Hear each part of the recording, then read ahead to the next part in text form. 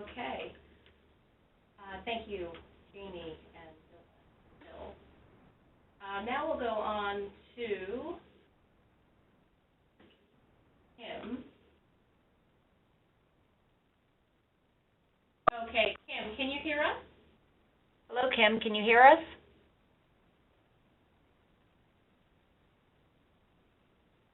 Kim had a question about Polymem. She wanted to know if Polymem is stickier than the Mepalex Border Light.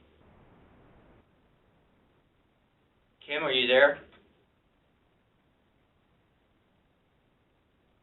She indicated she may need to jump off, so if we can answer her question, she's going to listen to the recording later. Okay. Polymem is not impregnated with silicone. It's a silicone that makes the dressing sticky. Polymem is not sticky at all.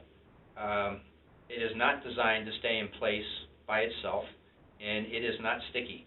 So and because of the glycerin and the SureCleanse that is impregnated in that foam, the foam should not be sticking to anything.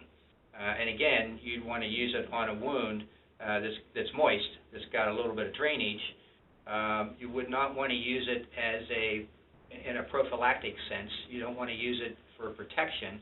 You would want to use it to heal a difficult healing wound. There are other dressings out there that were more appropriate just for protection, more so than the Polymem. So the answer to your question is no, it should not stick. It will not stick. Of course, there's always exceptions. Next question. Okay, let's go to Erin Brown Conroy. Erin, do you have a question for Bill and Danielle?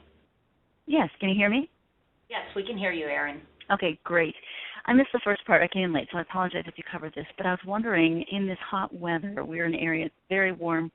My son is simplex, but he just sweats like crazy, and the wound care tends to come off often. Even if we put some gauze or things around it, it will slide around. Is there anything besides Mepalex, that's primarily what we use, that is going to stay, or some kind of a different way to keep the bandaging on, especially the limbs, with all of the high movement? He's a very high and active 10-year-old. Any suggestions? Yeah, you can. You indicated what foam are you using? We're using the Mepalex Light. Okay. Primarily. Well, the only thing that's going to really keep a wound on, and you're using a roll gauze to secure it? Well, we go back and forth. Sometimes we use a roll gauze, but that comes off quite easily. We'll use the Tubifast. Okay. But that slides down, and then that slides down, the bandaging comes off. So we'll use the Tubifast, and we'll use like a cloth tape to try to hold it on. But then he'll maybe get an extra wound where the cloth tape was. Okay. All right.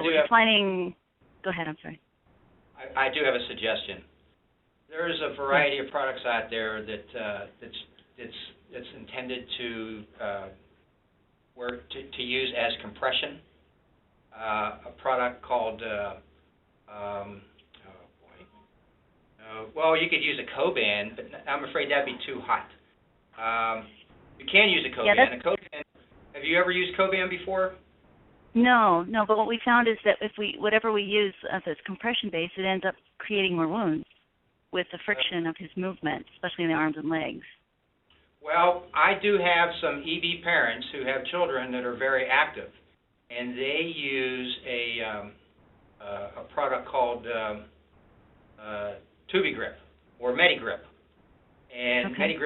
Medigrip by Medline, and because I've tried, they've tried the Tubifast, they've tried the Surgilast, and it doesn't work for their children because the dressings slide, they fall down, they come off, and they use the Medigrip, and they swear by the Medigrip.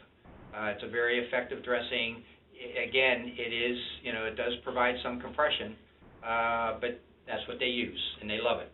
And that's the only thing that keeps their dressings on. So really, that's the only suggestion that I have in order to keep dressings on, because the child is active, very active. So yeah, it's tough keeping dressings on with an active child.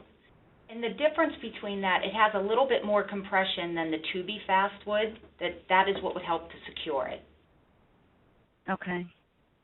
Thank you very much. And is that available through you all?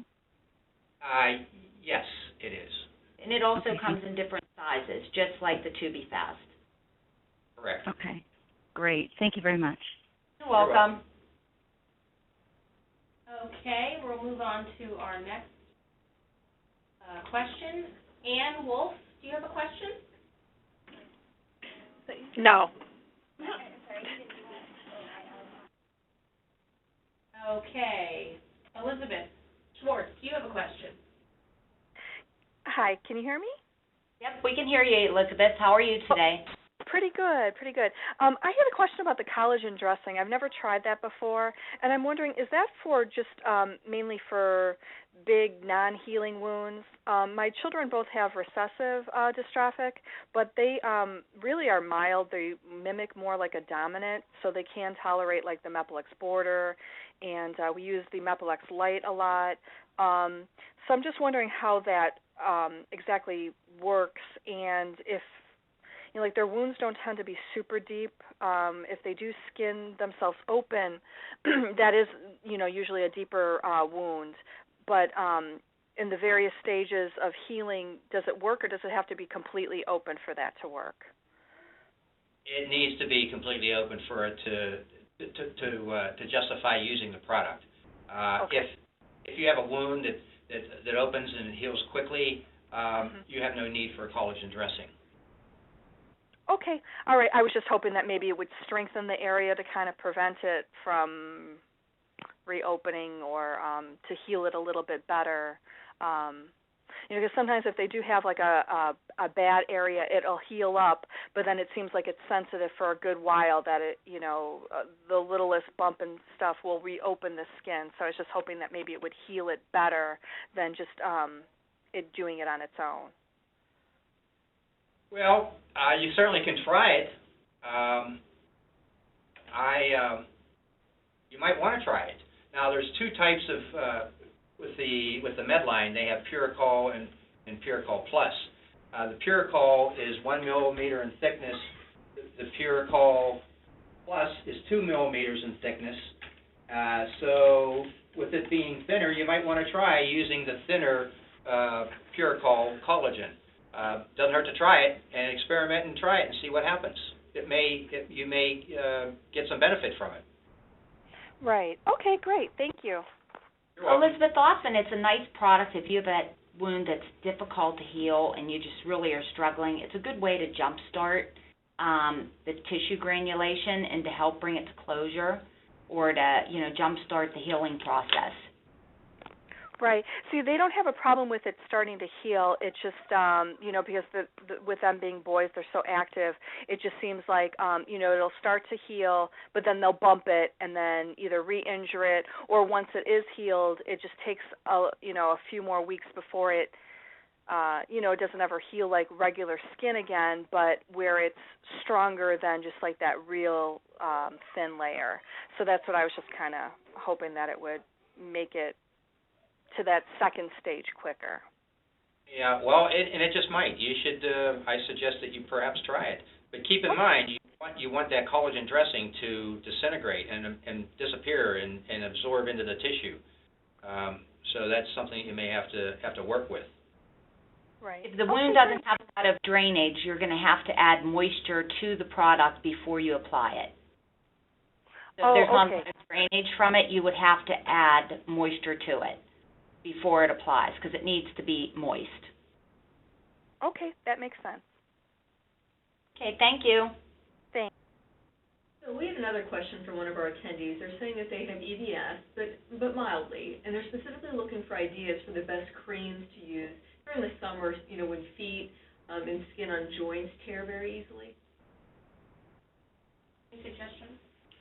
Well, a good moisturizer. But again, you don't want to be using a moisturizing cream on an open wound. There is a product called Alwyn Cream that you can use, and it will act as a moisturizer as well as it is a cream that can actually go onto the wound itself. You know, a superficial wound, you can use the Alwyn cream. The goal is to keep the skin moist. But that's a fine line. With summertime and the heat, and with children perspiring, you know, you don't want your skin to be over moist.